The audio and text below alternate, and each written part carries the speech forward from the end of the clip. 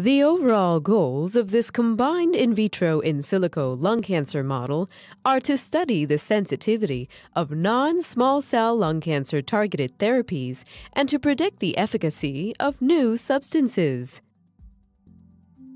This 3D model system allows the monitoring of cell-specific responses to targeted treatments or drug combinations. The main advantage of this technique is that the 3D cell culture model coupled with the in silico predictions can facilitate preclinical drug testing in a more physiologically relevant environment.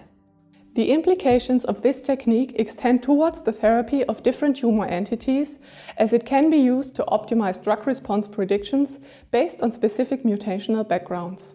Demonstrating the procedure will be Franziska Schmitt, a research assistant from our laboratory.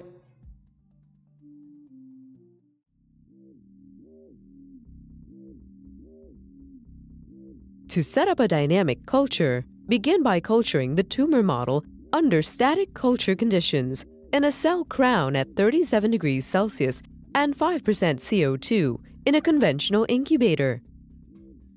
After 3 days, assemble an autoclaved bioreactor and insert a seeded biological small intestine submucosa plus mucosa scaffold into the system.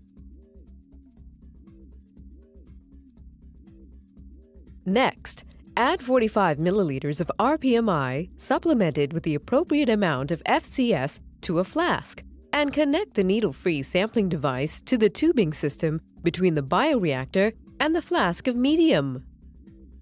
Place the bioreactor into the incubator and connect it to the pump to culture the tumor model for an additional 14 days with a constant